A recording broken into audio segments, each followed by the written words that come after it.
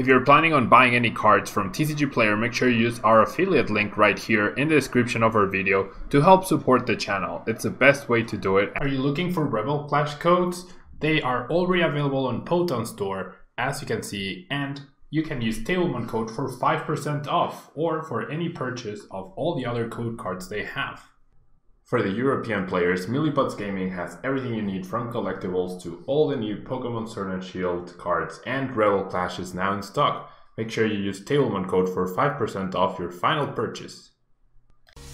Hello everyone and welcome back to another video of this post rotation that we are doing as we are heading into July and we are heading into August with the Players Cup, the final tournament of the season, I guess, or whatever, wherever we are right now in terms of tournaments and whatnot.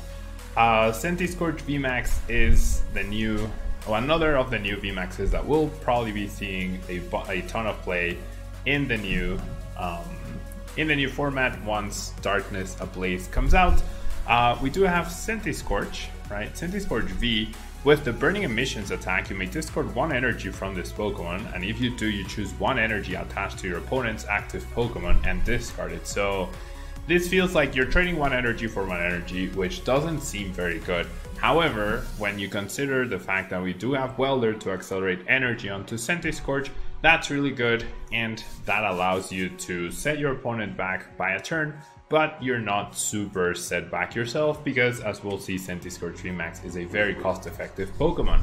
Now, we do have the Burning Train attack dealing 180 damage straight up, no secondary effects, no drawbacks of discarding energy or anything, so in case you want to deal with a Samacenta V, we do have that option, and we do have Volcanion, so that's a big advantage of this card, but obviously being fire type gives you that natural advantage over the middle decks. Now, we do have CENTISKORCH VMAX, however, the main attraction of the deck, as its attack does a Gmax Centiferno, does 40 plus damage. This attack does 40 more damage for each fire energy attached to this Pokemon, so you'll be doing base 120 if you have 2 fires, which we should, since that's all we have. And you may attach a fire energy from your discard pile to this Pokemon after calculating damage for this attack. That means that any fires you might have discarded earlier on, you can reattach, and then your attack immediately does 160, which coincidentally is enough to basically 2-shot every single VMAX out there, so that's really cool. And the fact that it powers itself up from the discard pile means we do have some interesting options, as we'll talk about later on. Yeah, namely the Hyper Potion, because even though you discard energies when trying to heal with a Hyper Potion, you heal just as much as Malolana, right?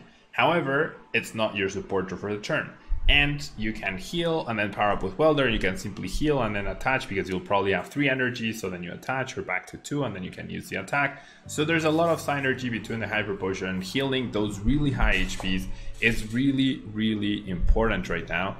And CENTISKORCH VMAX definitely benefits from that, especially because the new Flame energy, right? Heat Fire energy, sorry. If it's attached to a fire Pokemon, its maximum HP is increased by 20, right? So this new Heat Fire energy goes really well with the CENTISKORCH, the fact that you can heal yourself with Hyper Potion, discarding the energies, and making it even tougher for your opponent to get a knockout. And between the Heat Fires and the Big Charms, you could potentially have a 410 HP CENTISKORCH VMAX. So that's really, really impactful. It's really, really powerful, especially because Pokemon are having trouble dealing with 320, 340 HP, which will be the new norm, but CENTISKORCH can potentially reach even farther. So yeah, we do have Volcanion to help us power up the CENTISKORCH VMAX. We have the Dene and Eldegoss V in order to help with finding resources, finding the right supporter, recycling Welder, or possibly even recycling Malolana. And we can even power up Eldegoss V with Welder to be able to utilize its ability once more by putting it back into a deck. We also have Fion to disrupt the bench. We do have Jirachis as they're very good starters. We don't have Escape Board anymore, as it won't be legal in the new standard format post rotation, but with switches, that should still be fine. In terms of utilizing Jirachi, starting with it, helping you find Welder, it's definitely really good. If, like, this is obviously untested, right? If we ended up finding out that Jirachi actually isn't as, or rather, if 4 switches aren't enough for Jirachi, then what we could do is find the space for a few scoop up nets and increase our switching cards that way. Now we do have, of course, the 4 Welder, which allow us to power up our CENTISKORCH, as well as being able to attach extra energies, which is always nice. We do have Research and Marnie for extra supporters. We do have 2 boss disorders to make sure we're targeting the right Pokemon, and we do have Mallow Lana for extra healing. Imagine a turn where Eternatus VMAX hits you for 270 damage with a full bench of dark type Pokemon, and then you go Hyper Potion, Mallow Lana, completely heal 240 of those 270 damage, and then your opponent's like, well, I just lost a turn, right? And a pretty big turn at that, especially when this VMAX War is basically 2-shotting, so getting that first hit in is super impactful, but being able to heal some of that damage is also pretty big.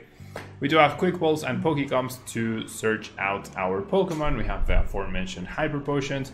We have a single Reset Stamp to attack our opponent's hand along with Marnie, so we're focusing more on our setup rather than disrupting our opponent, but we do have the option of the Reset Stamp. We have the big charms that I mentioned, and then we have 2 Giant Hearts so that we can maximize our Welder. Though with this deck, it's not super important to Welder 2. Even Weldering for a single energy might be enough most of the time, because that means essentially if you Welder for 1 and then attach and you had an energy into your discard pile, that's 3 energy on CENTISKORCH, that's 160 damage, and that's enough to 2-shot every single Pokemon in the game basically. So should be pretty okay. And we do have 1 Wondrous Labyrinth. It doesn't really affect us at all because we do have Welders for extra attachment and we power ourselves up, but it might delay an opponent's attack. It's one of the few Prism Star cards that are legal in the post-rotation format, so taking advantage of that seems pretty important.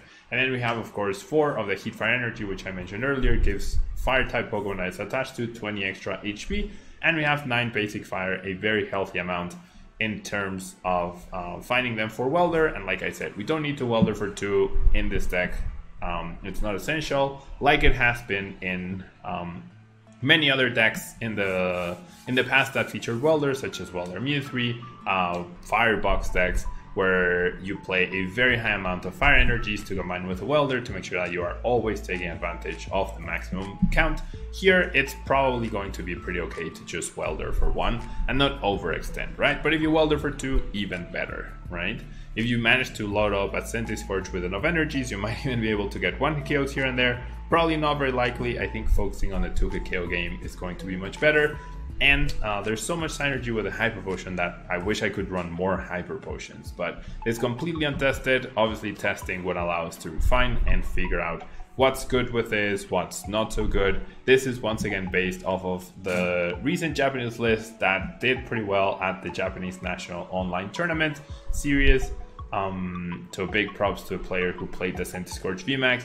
Like, at a glance, CENTISKORCH VMAX doesn't look that impactful. It doesn't have this super powerful big damage attack, right, like something like Eternatus VMAX does, but the synergy between discarding the energies but also healing yourself and potentially, like, this is why I like having a max 4 line of CENTISKORCH VMAX, because this is a deck where you could potentially have 4 CENTISKORCH VMAXs, right, and cycle through them, right? Have the active tank damage and load up energy whilst you slowly power up the bench, and then you retreat that one and promote the other one, so then you force your opponent to have to gust it up with boss disorders, otherwise they need to deal with a fresh CENTISKORCH. And the fact that you load yourself up, that's the really big key here. That's the really big key. So yeah, let me know what you think of this deck. I'm actually very excited to try this one out. Eternatus and this one will probably be the first 2 decks that I try out once the new set hits on PTCGO. And yeah, thanks so much to everyone who's been tuning in. I hope you've been enjoying the quirky and cool little animations that I've been doing for the videos. I'm trying to give that extra for the videos, to distinguish them from everyone else's. It's my own personalized format, and we do have the animations, which I really enjoy doing and I spend a lot of time doing. So every single like, every single comment, and if you share the video with other people to take a look, then that really helps. Thanks so much for watching. Don't forget to leave a like, and I'll see you next time.